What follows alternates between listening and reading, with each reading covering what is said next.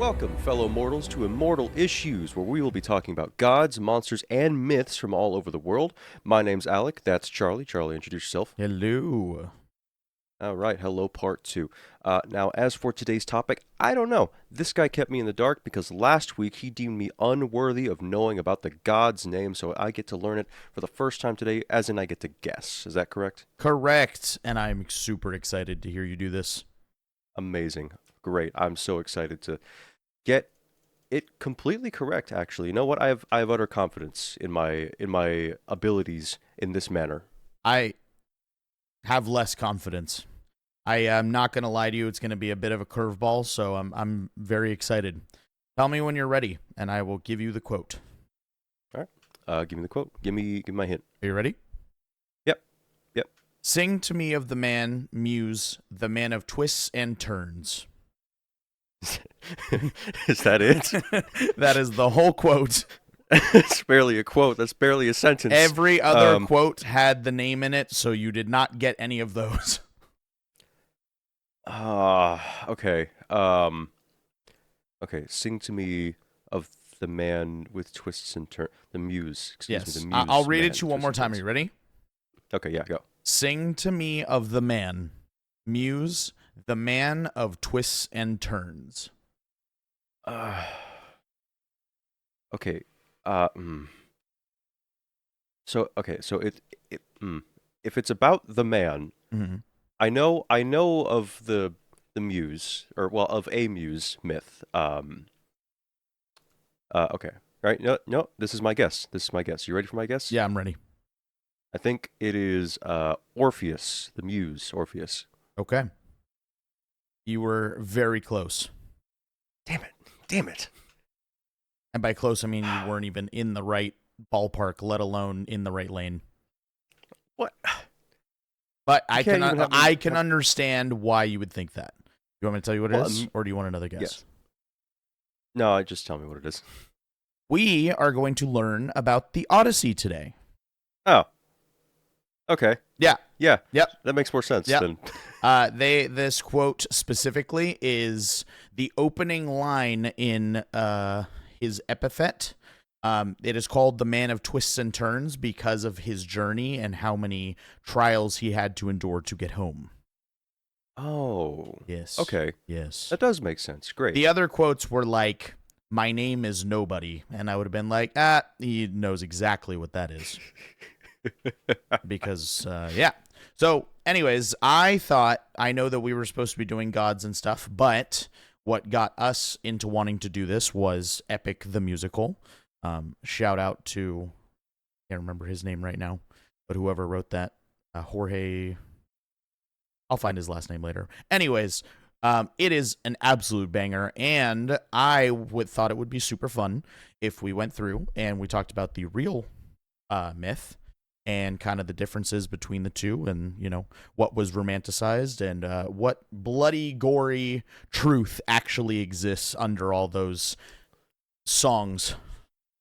Under all of the beautiful just hymns and hums and occasional rap lyrics, but Yeah, so this is going to be a 2-part episode because the actual Odyssey is like 24 books, and each book is a really long book.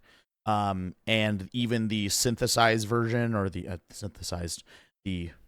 smaller version, is several pages. So I am trying to compile it down to the most interesting stuff and not give you the boring stuff. And I wanted to make it as thorough as I possibly could. So we're going to do part 1 today, which is going to be the setup and like the first 30%. And then we'll do the next part and the finishing up next week. First 30%. Yeah. Remember all those notes I told you I had? That's 30%. Really? Yeah. Okay. I mean, I honestly, I didn't know the Odyssey was really all that long, but 24 books worth of information. That's crazy. Yeah, so here's the cool thing. So this work, along with the Iliad, are both poems by the Greek poet Homer, or Omer, depending on how it's pronounced.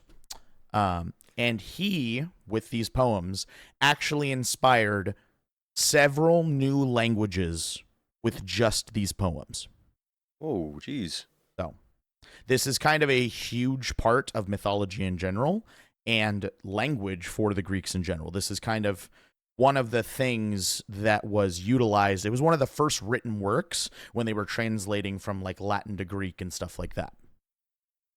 So, like, just to give comparison, it's like if you're writing a fantasy thing and then you take inspiration from like Lord of the Rings, that kind of thing. Yes. More like for the ancient Greeks, this is kind of more like their, at least in the way that it affected their language as a whole, more like their Bible. Like how the Bible here with the Protestants kind of allowed them to translate things better, and like actually got people reading and writing in their literacy up. This was that for them. So, like, only a slightly bigger deal than Lord of the Rings. I got you. Correct. So, yes, that is why there is so much. Eventually, we'll probably talk about the Iliad too, because it's kind of like two sides of the same coin. It's written from different perspective, but it's about the same event. So, we'll talk about the Iliad at some point. Okay. All right. Well, you ready to dive in? Are you ready to get into this? Let's go on an epic adventure. I had to mute my mic. You did not want to hear my reaction to that joke. Oh, unappreciated in my time. All right, let's get going. All right, cool. Alrighty then. The Odyssey, Odysseus, the King of Ithaca. So, we're going to talk mostly about Odysseus. Like, you can consider this his episode.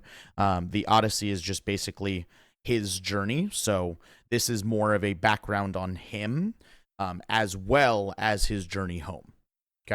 Okay. So, yeah, gotcha. I know it's confusing. Odyssey, Odysseus, you have no idea how those two connect.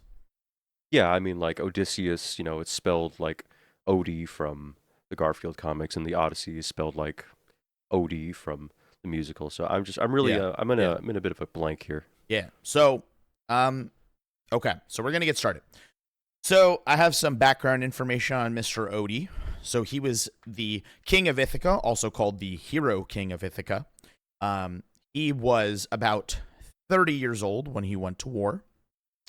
He had one son when he left, and he had one wife. He also, which was included in the poem, but is not included in the musical, he had a sister named Ctimene. Ctimene. Ctimene. Methamphetamine. I got you. Yes, no, I got you. Yes, correct. Yes. She doesn't do anything in the myth. Actually, she's, like, from what I can tell, doesn't really even exist there. She's just mentioned, so I just figured I would throw that in there. Okay, so she's like kind of a... I assume she'll be like some kind of plot device or something, but... No. Yeah, go ahead. No? She just mentioned. That's it. Oh. Wow, that's... Simple as that. Moving on. Great. The myth lasts around 20 years, just like they say in the musical. They actually, I will say, he did his research for this. More often than not, there were very few times I could find where the musical was like either way off or like a simplification of what actually happened. He was pretty darn spot on the money. Really? Okay. Yeah, so like, that's cool. Yeah, he did a really, really good job with this. So he spent 10 years in Troy during the war, and then it took him about 10 years to get home. So 20 years total to be gone and get home total. Oh, okay. Yeah. I thought he spent 20 years at sea trying to get home. No, he was gone 20 years from Ithaca, period. Roughly. Gotcha. All right.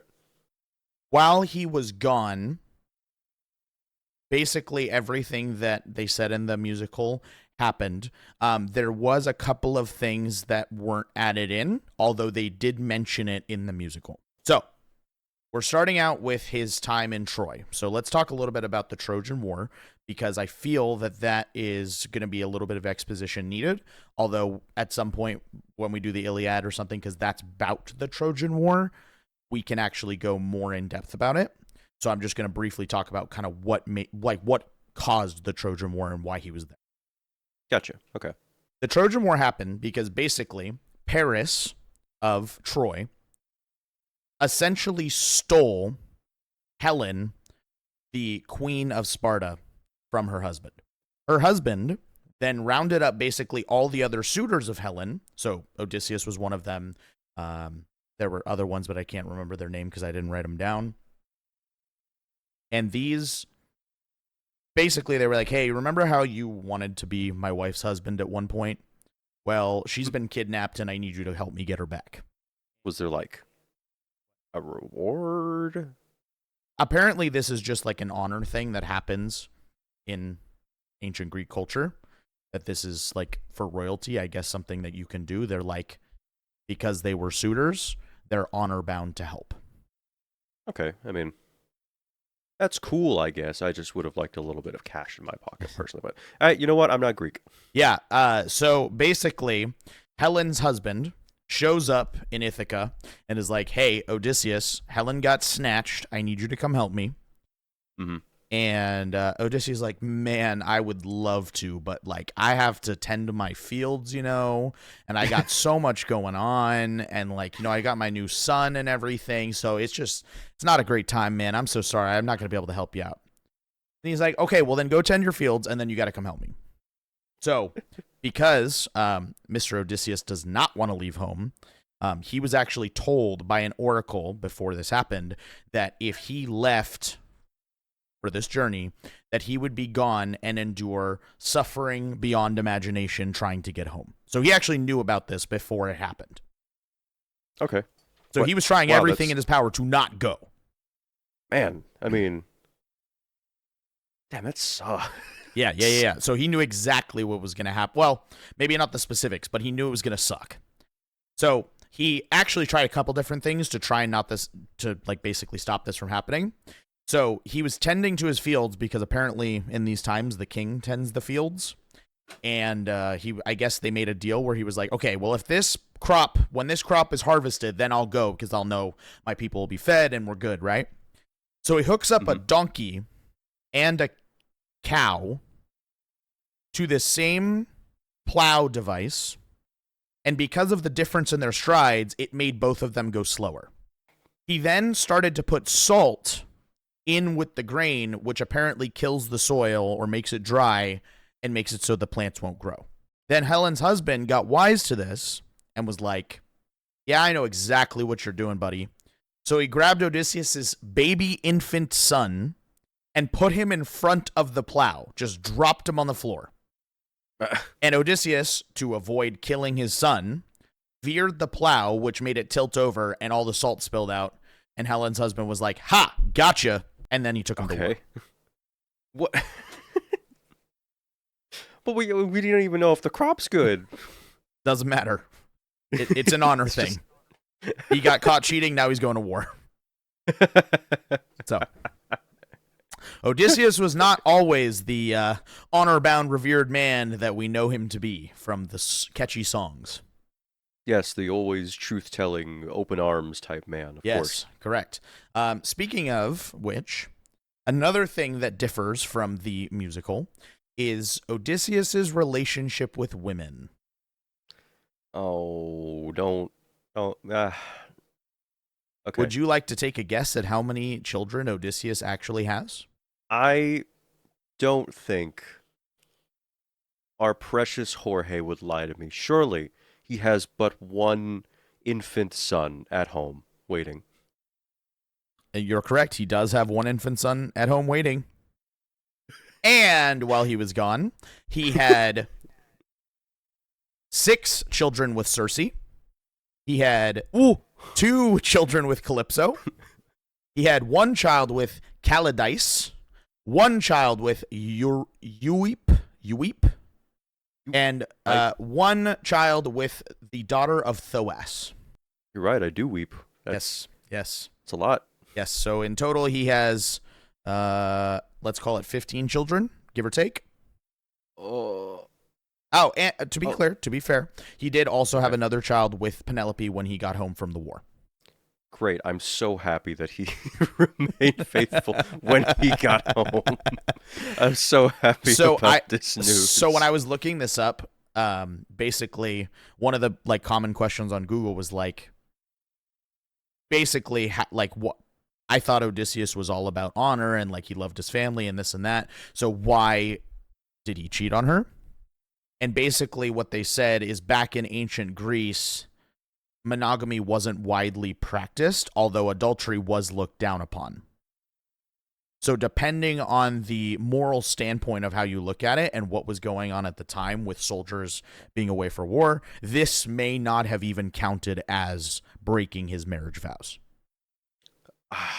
I mean, I guess sign of the times, sure, whatever, but like, Keep in I mind mean, we'll get to. this poem was written somewhere between 6th and 8th century. It's not exactly clear, but sometime in that time frame. Yeah, yeah. And I mean, like, look, again, sign of the times. It's not fine. Why would you do this to me, Odie? Why would you do this to me, Jorge? You presented me a fiction of a man. Yeah. Yeah, it unfortunately doesn't get a whole lot better. Oh, Yeah. okay. Let me ask you this. Yeah, Just what's real up? quick. Yeah, Right. yeah, let's talk Just real about it. quick. What's up? Okay. So, Odysseus clearly not the man that Epic has presented him as. Did he? I mean, the big thing in the opening song. I don't even remember the name right now. Is he drops a baby off a ledge to save his skin. So, In the original mhm. poem, how many babies did he drop off the ledge to save his so skin? from what I could find, that was not spoken about. Oh, I'm sure in the Iliad that's probably present, but for the actual Odyssey, I did not see that. well, I'm gonna go on. I'm gonna take a chance and just say it was just the one. Yeah, I'm going to that's my. assume it was just the one because most of Odysseus's quotes, just to be clear, he's still a family man. Like I could read you some of his other quotes. Let's just take a quick peek. Okay. Uh, No finer, greater gift than that. When man and woman possess their home, two minds, two heart that work as one. Okay. Yeah. Uh, Great Odysseus melted into tears, running down from his eyes and wet his cheeks, as a woman weeps, her arms flung around her darling husband, a man who fell in battle, fighting for town and townsmen. There are several quotes about him loving and missing and wanting to be with his family. So, like I said, while he did technically cheat on his wife by our standards, I don't think that his virtue of being a family man or being like a stand-up guy, if you will, ever wavered. Well, So I think he was still honorable. I think he probably, if he did have to kill an infant, he probably did suffer through that. I don't think he was, well, I'm sure he wasn't smiling during it. you know. I'm sure Hopefully. some of these people we'll talk about in the next couple of weeks and months would love to drop infants off walls. Or eat them, as of last episode. You know, exactly.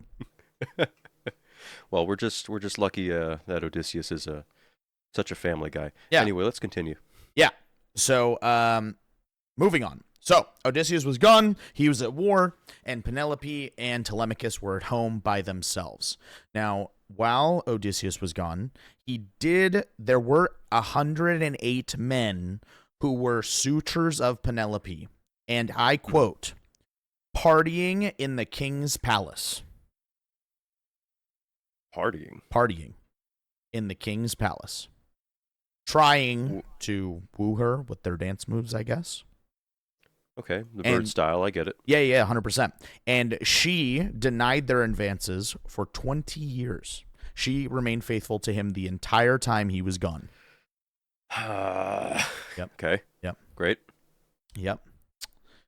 Anyways, so now, we know he cheated on her. She didn't cheat on him. He should feel like a piece of crap. Feel very unhappy with his business. But yes. Well, now that you know that you should feel a little bit mad at him, let's talk about all the ways that he suffered so you can then feel bad about him again. Or no, for him. Great. I'm sorry. Okay. So we put this in order of arrival. So first stop on his long list in the Odyssey, he stopped at the home of the Lotus Eaters. Now, if you'll remember from the order of the musical. It said that they got stopped at a storm first, which sent them to the Lotus Eaters. You remember that? No, I'm sorry. I'm getting that wrong. No. I'm incorrect. They stopped at the Lotus Eaters for food right after they left Troy. You remember that? Yeah, yes. Yes. That is not what happened. The actual myth is that they did find themselves in a storm or a really strong north wind, it says, that actually pushed them into an area of water where the Lotus Eaters inhabited this island. Okay. The island that they lived on was called Djerba. And on Djerba, the Lotus Eaters ate lotus. That's all they did. As I would expect, truly. Yeah. So they go ashore and they all start eating food because they don't actually need food, apparently. They have food, so they're just sitting on the beach and eating. And Odysseus wants to know what kind of people these Lotus Eaters are because he's seen the lotuses. He knows they're on the island. So he wants to see what kind of people are eating the lotuses.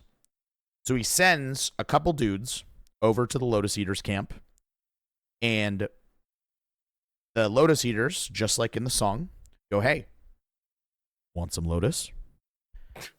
And not like in the song, Odysseus isn't there to tell them not to, and so they eat it. Now, a lotus is a type of narcotic that makes them forget their home and their loved ones and want to stay with the fellow Lotus Eaters. Oh, so it actually is a drug. I was thinking in my head, like, oh, well, they're making this sound like some kind of, like drug or something. That surely that's not, but okay, it just is a drug. It's probably based off of an actual drug, but in the story, it's magic because it basically just makes you sleepy and want to do nothing. So, like a typical downer drug. However, in this story, it also makes you forget who you are and where you came from. So maybe it's meth. It could be meth. It could be a really strong, perhaps even laced, certain kind of plant. But yeah, maybe. Maybe. Clearly there was no fog over the island, so it might not be that. maybe not. So these dudes that Odysseus, my goodness gracious, sent over to check out the Lotus Eaters, ate the lotus. And Odysseus had to drag them back onto the ship as they wept and cried and tied them down fast as they sailed away from the island. Oh, okay. Yeah, these men they were like wanted to be withdrawals. Lotus Eaters from then forth. They were suffering from withdrawals, correct. Within apparently like hours.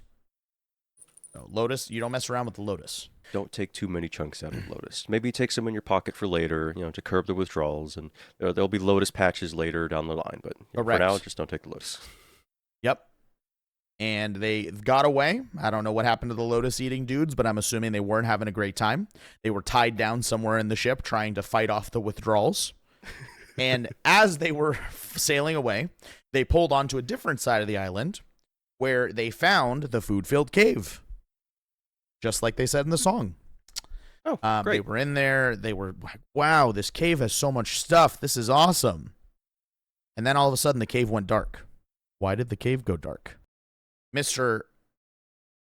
Polyphemus had come back from grazing his flock, or grazing with his flock, taking them to graze, and found these men inside his cave going through his stuff. And I don't know if you know this, but Cyclopses don't actually like it when you go through their stuff. I feel that perhaps it brings a tear to their eye. Correct. Their singular eye. Singular eye. So he blocked the entrance with a giant stone and immediately eats two men. Oh, okay. Dang. Yep. In this one, the giants have no chill whatsoever. They eat them immediately. Okay. So he eats two men and then puts the rest of them in cages. Kind of blocks them with the giant stone so they can't really go anywhere. They could or could not be in cages. I didn't really understand. I'm assuming actually now that I think about it, they're not in cages. I think they're just stuck in the cave with him. So kind of like in the song where he's blocking the entrance. Yes, but that's with his body. In this case, he just basically blocked them in the cave with a giant rock. Ah, okay. Yeah. So then he goes to bed. He wakes up, eats two more men. Now we're down. Okay. Now we're down four. He then goes and takes his flock grazing, leaving the men in the cave. After he returns, he eats 2 more men. And then what? And that's after the 6th man dies. That's when Odysseus pipes up and is like, "Hey, so I have this really good undiluted wine. Can we trade it for our lives?" And the Cyclops drinks the wine, and it's just like in the song, says, "Hey, that was pretty good. What's your name?" And Odysseus says, "Nobody." And he says, "Thank you, nobody. I'm going to eat you last." Okay. So then Odysseus, Polyphemus, being drunk, falls asleep. And Odysseus sees this as his opportunity.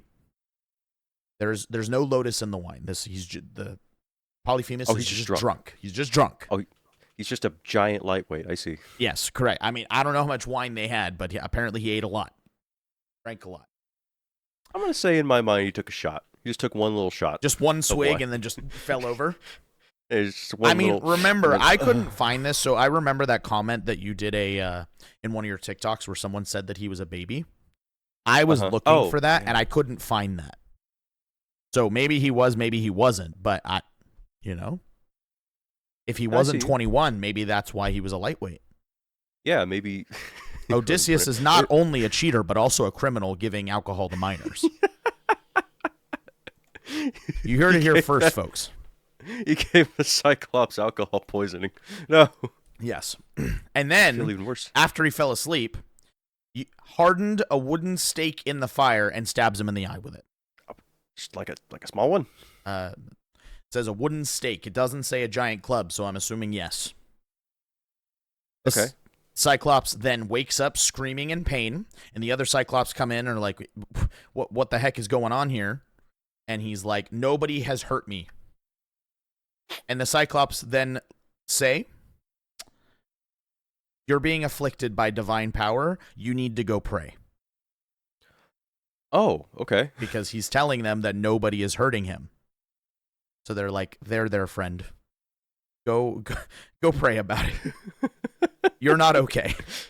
I see your eye is missing. Clearly the gods have forsaken you. Go pray. Exactly. So then they leave, and he goes back to sleep because, I guess being blind is not that crazy.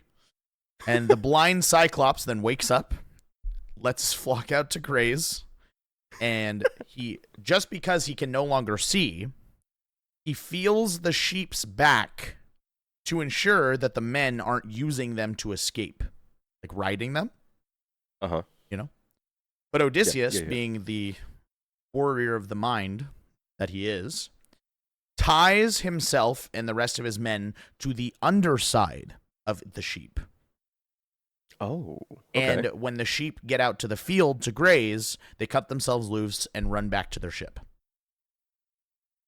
And Odysseus, because he's very proud of himself for getting out of that situation, as they're sailing away, screams at the Cyclops his true name. Okay, so that's bad news. That's not good. Wrong decision. You're telling me this was a bad choice. This was a bad choice. A not great choice. But it's okay. Absolutely unlikely. It's okay, because it always gets worse. Of course. Yeah, of course. So then Polyphemus immediately starts praying to Poseidon, asking for revenge, and then, of course, gets up and throws giant rocks towards their ship as they're sailing away. They only barely escape. So literally, he gets up and throws, let's say, a BMW into the ocean and actually almost hits them. He needs to be playing Cyclops like shot put or something. He needs to be on some sort of sports team. You can straight up just hear them in the ocean, man. That's crazy. Yeah. Insane. He literally, Polyphemus is an athlete. In his athletic prime, if you will. Someone put this man on a discus team. Not anymore. He's blind. But yes, he should have been. He could have been great. He could have been great. But Odysseus' if it weren't for greatest that, time was taking away his sports career. he was gonna get the Cyclopses out of this cave. That's why Poseidon was so angry. He was my ticket out of here. Yeah, Okay, all right. not any longer. You're stuck in this cave now. Okay. Stuck in the cave. So moving on. Next stop. Do you remember what the next stop was after Polyphemus in the musical? That would be like the big, like, actual storm. Correct. And also wrong. Uh. They next go to Aeolia, or the floating island in the sky. Okay, so they just went to Aeolia just Correct. as is. Yes, no big storm. They stop at Aeolia, the floating island in the sky, and Aeolus wanted to hear all about Odysseus' tales of the war and what he had been through since then. And while he was telling him this, he let Odysseus and his 554 men now stay with them for a month. They stayed on this floating island, eating, drinking, and hanging out with Aeolus for a whole month. And then when Aeolus said, "Hey guys, I think it's time for you to leave," and Odysseus was like, "Yeah, I agree." Aeolus gave him an oxhide bag with all of the winds except for the west wind, which he had positioned to carry them home safely. Okay. And just when they had been riding this wind, they left. They were going great, and Ithaca was in sight. They could see the island. Odysseus falls asleep, and his men, thinking that it was treasure that he was keeping for himself, opened the bag and drove the ship with these winds straight back to Aeolus's island. Oh. Yep. Okay. Yep. Odysseus then goes to the island, and he goes to Aeolus, and he asks him for help again. He says, "Hey, man, listen, I'm sorry. I got some stupid people on my crew. Would you please just do this for me one more time?" What do you think the god replied? I mean, let's using the musical as the blueprint here. Aeolus did not care and just did it again. Surely. He said this, and I quote, "Be gone from our island with speed, thou vilest of all that live. In no wise may I help or send upon his way that man who is hated of the blessed gods. Be gone, for thou comest hither as one hated by the immortals." Damn. All right, man. I just left for like a couple days. Now you hate me. I get it. It's fine. This is the same man that he was hanging out with for a whole month. Just chilling, drinking wine. He comes back and he's like, "No, get out. I hate you." Get out of my house. All because he opened the bag. Well, I'm sorry. Someone else opened the bag. Gods get very touchy with their bags. Well, I mean, like, okay, so clearly Aeolus wasn't looking at the group chat for a while, and someone might have mentioned something not so great. Maybe not. Perhaps. I think he was just that mad about the bag. Okay, well, these gods take their bags very seriously. These are very serious bags. I understand. Yes. Stakes are high around bags. Yes. Continue. So they get done in Aeolia. They say, "All right, man. Well, thanks anyway, I guess." And they decide now it's time to try again. They try to leave. Well, the winds are out of the bag, so to speak. And so in trying to get home, they end up in the land of the giants. Now, in the musical, they have one line from the song about this. When they're escaping Poseidon's, right? After he drowns their whole fleet. And this is one of the biggest deviations from the musical about how the fleet drowns.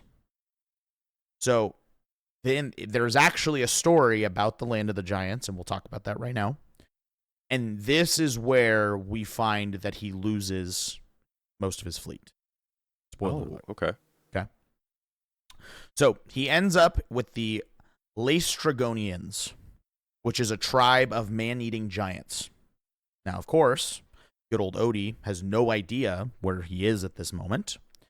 And so he shows up, and there is this harbor that is called called a stronghold, where basically it has cliffs surrounding it on all sides and two really big rocks in the front. So there's only one entrance and one exit. Does that in any way seem ominous to you? No, it's just like a really well fortified area. And It's that's well why built. you would be dead and Odysseus didn't die. Considering one of the crewmen. Okay. Odysseus looked at this and went, yeah, I'm gonna go no with that one on Chief. So he sends 11 out of his 12 ships into the harbor. Kind of a weird number if you think something bad is gonna happen, but you know. Yeah. I'm not a master of war. Sends 11 out of his 12 ships in, and he hides one in a cove nearby, anchored to a rock. Okay. Okay. He then goes and climbs up on one of the tallest rocks in the area, and he's looking around. He can't see anything. Doesn't see nothing. Right. But Right. he sees smoke from a fire, and so he says, "Hey, let's go check it out." So he sends 3 men to go check out what's going on in this, wherever this fire is coming from, right? Right. So 3 dudes embark on their journey. They're walking through the forest, and they come across a normal-looking woman grabbing water. So, you know, they're like, "Hey, we're looking for people. We want to know what's going on this island. Could you take us to your house? Could you show us what's happening here?" And she's like, "Oh, yeah, I could take you to my house." Not ominously whatsoever. Okay, so, right, you were... I was going to say, like, if she said it like that... No, then, no, I'm sorry. It should have been more like, "No, of course. I'd be happy to take you to my house." Nothing bad happens there. So she did not say it like, "Yeah, I can take you to my house." You know, this is ancient Greece, man. They made a thought that her ominous nature was maybe hints at something else. So, you know, they were all like, "Okay, let's go. Yeah, let's do this. I'm ready." Oh, silly Greeks. Yeah. What happens at this house? So they follow her back to the house, and as soon as they enter the house, what they realize is that the mother of the woman that they were in question is a giant. As soon as the mother giant sees these people, she calls her husband. Her husband shows up from somewhere. It seems like instantly. I don't know. This guy's got super speed. Shows up Instant transmission. and instantaneously, without any hesitation, kills and eats one of the men. What? Instantly. Guys. Instantly. Walks in, eats him. Done. So the other 2 guys, understandably, take off running. They're out of here. But the guy who, the giant, is actually the king of the land, and he calls upon the rest of the Laestrygonians, and his name was Antiphades.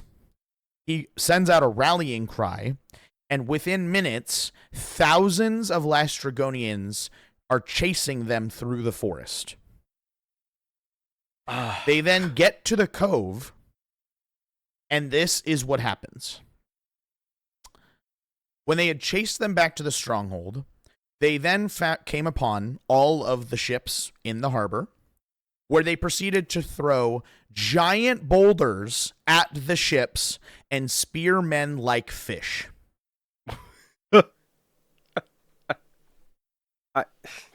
Is that worse? Is that worse than being drowned by Poseidon? I don't know. Because, like, there's an anticipation if there's a boulder just being hurled at you, it's in the air, so you have to look at it on a ship, on a boat, like, huh, hey, you see that? Guy turns around. Yeah. You made peace? No. All right, see you later. Odysseus, waiting on the other ship to see what would happen, saw this and went, "No, I'm actually good," and proceeded to escape. Oh, he just left them. He just left them. Well, I mean, I guess there's. Yeah, like Oh, he what are just you left. going to do in that situation? One ship versus thousands of giants? Yeah, they were done. Not a single ship survived, smashed to pieces, smashed to smithereens, made into shish kebabs. So I'm gonna go out now, on. I'm gonna go out on a limb and say that is in fact just a tiny bit worse than being drowned by Poseidon. But that's just me. I tend to agree. I would hate to think about what would happen to any survivors. I would, if I were in that situation, I would hope that I was one of the first to be crushed by a boulder. Because I think that's the only way that is any ounce of okay. Yeah, I mean, hopefully you get direct hit by the old boulder and you just wake up in the underworld. Yeah, That's it. You blink. exactly. Hey, Hades, what's going on? Hey, Hades, is that Tartarus? Exactly. Why do I hear singing? Anyways. It would be like one of those TikToks, they're my favorite ones, where it's like a guy, like he's just like steps outside and then all of a sudden he's just at the pearly gates and there's no memory of what happened. He's like, what? Where am I? All of a sudden you're just fishing off your boat and next minute you wake up and you're like, wait a second, is that the river Styx? Wait, what? Hey, what's that angel doing here in the middle of Lake Michigan? Exactly. Okay. So we are now done with the Lystragonians. After Odysseus abandoned the other 11 ships, he then proceeded to go on to the next island, which is Aiaia, or Aiaia, where he meets the witch goddess Circe. Oh, okay. Yes. This is the next part. This is actually, this song where he goes to meet Circe is where they mention the Lystragonians, but I don't know if it got cut out or they just never intended to talk about it. But they just immediately show up at Circe. So this is the next part of that story. He basically shows up and almost exactly what happens in the song happens at first. Right now, we are left with, in the song, they say 43, right? After Poseidon kills the rest of his men. I don't know where that number came from because I couldn't find an exact number, but each ship could hold a maximum of 50 men. So we are around 50 men. We can say 43. It's fine. Okay, yeah. Circe turns half of them into pigs. Immediately. They show up. I'm assuming they're looking around. And she's like, hey, come in, have a charcuterie board, and feeds them cheese and wine, turns them to pigs. You know, at least they got some good fun, fun dining before they return to pigs. Exactly. And they're just, then now they're all pigs. So that's where we're at. Hermes then shows up and says to Odysseus, hey, that witch lady, she's kind of dangerous. So I got this fruit, this drug, if you will, that can help you. It's called moly. And so it's just moly? It's just moly, not holy moly. I think that was kind of an adaptation for the song because it was funny. Darn it. And it was so funny, too. I know. I'm sorry. Sorry to ruin that joke for you. You've ruined the entire Hermes element. I don't even want to listen to songs anymore. The other thing about this drug is that it doesn't actually give him Circe's power as it does in the song. It just allows him to resist hers. Oh, okay. That's it. So he doesn't summon anything? Nope. Or there's no really cool Minotaur versus Hydra cinematic. There's nothing like that. Circe's main thing, from what I can tell, is mainly about seducing men and then turning them into animals and then feeding them to the nymphs. So basically, this just allowed him to not fall in love with her through magic. Not to be that guy, but oh boy, I feel like maybe like Jorge, right? The Greeks could have stood to watch just a little bit more anime to get some inspiration. I'm just saying. Is that so? Yeah, Could just you I could needed. you elaborate? Well, so yeah, just being able to summon something. Like if the Greeks just watched like I don't know Gurren Lagann, maybe we could have had more mechs in Greek tragedies. Hmm? Maybe if they watched God, what's another anime? Death Note. We could have had more people eating chips. I don't know. I'm sure. I'm sure they would have loved to watch anime rather than be born 600 years before modern medicine. But here we are.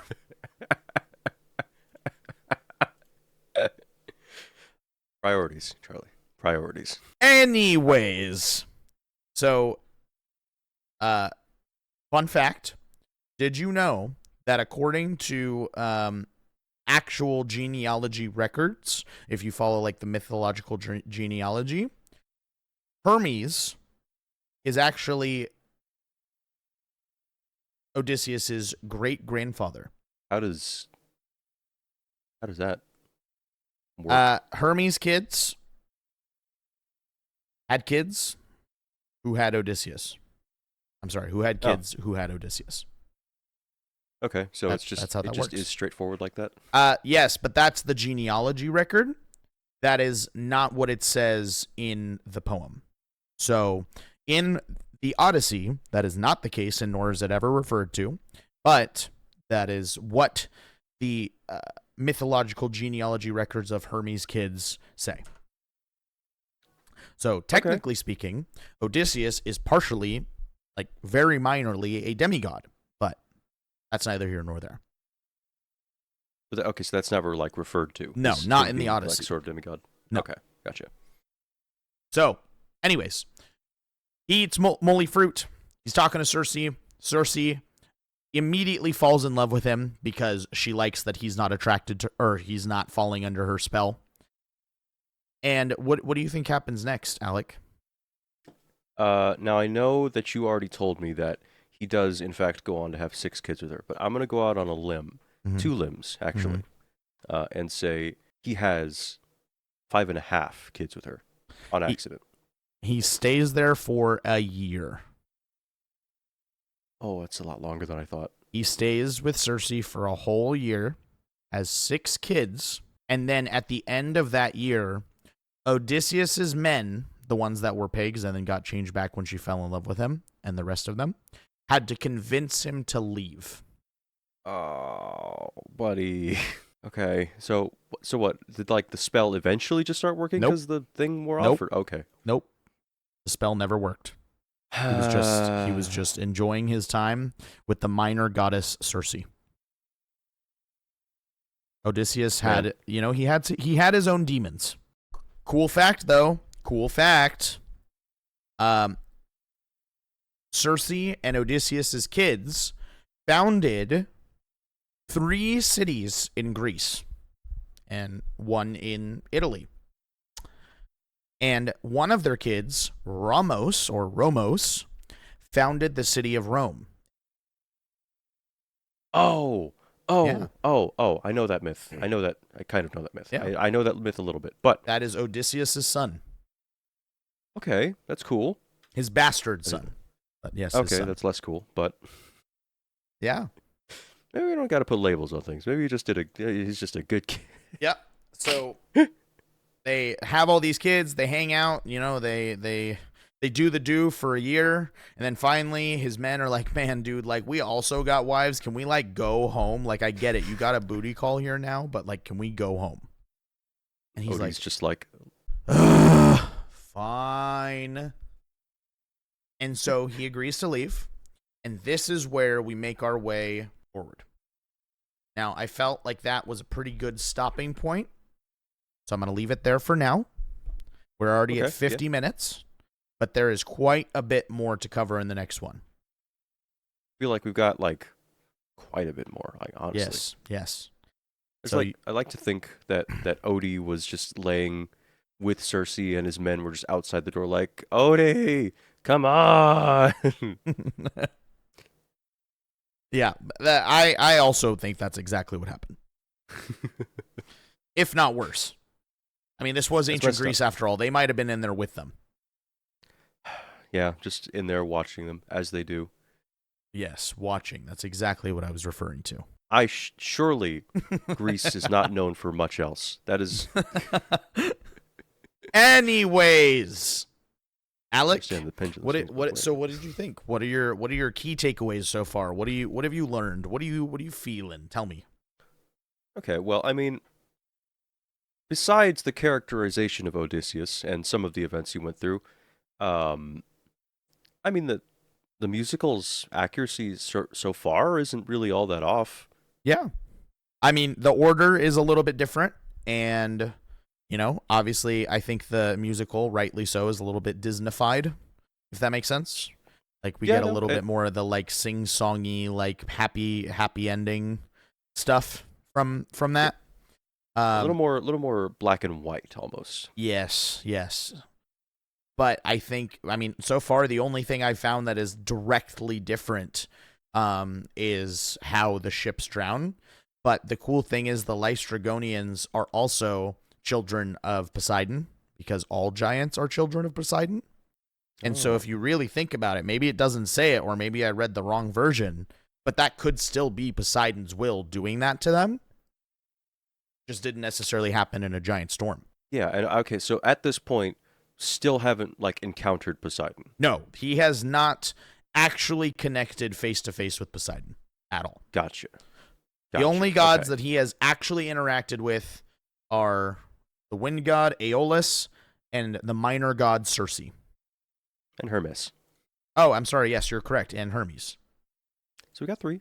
Yeah. We're three for God. I So don't know how far, many. we are 1 for 3. No, I'm sorry, 2 for 3. 2 for 3. Because Aeolus, as you remember, hates him now for whatever reason. Aeolus is not the god of wind. He's the god of bags. he's he's the god of Halloween. Don't steal his candy. He'll know. Yeah, exactly. Okay. All right. Well, that'll be next week where we continue Odysseus's happy adventures of dropping babies and getting the rest of his crew slaughtered. But yeah, I mean, like I said, I've never read the Odyssey. I didn't know really any of this. I thought the musical was as accurate as could be, but clearly there's just a couple steps over some key details that we may have taken. Yeah. Um, And a movie for the Odyssey actually comes out next year, so I'm excited for that. really? Oh, okay. I didn't Yeah. know that. Yeah, I knew one. I saw it when I was reading up on it. I knew it. There was a fairly old one. I think it was what, 60s. I don't remember. And that one was, it's kind of like an old epic. But if there's a new one coming out, I'm hyped No. on that, I guess. Yeah, there's a new one coming out, but yeah. So we'll do part 2 next week. I will have the rest of the information to finish us out. And then we'll get back onto our god and goddess rampage as we make our way through the Olympian 12, if you will. But I think that's everything we had. Was there anything else, Alec? Information wise, no. All right. Well, No, there I've got nothing. hey, thanks so much for all the support the last week, guys. We're excited to continue doing this. So make sure you like and subscribe and follow us on TikTok as well. And yeah, we'll catch you guys on next Wednesday. Yep, we will see y'all next Wednesday. Again, thank you for the support. I've seen everyone just kind of coming around, looking around. Nice. Very, very happy that this is going as well as it is. All right, we will see y'all next Wednesday. Goodbye. Bye bye.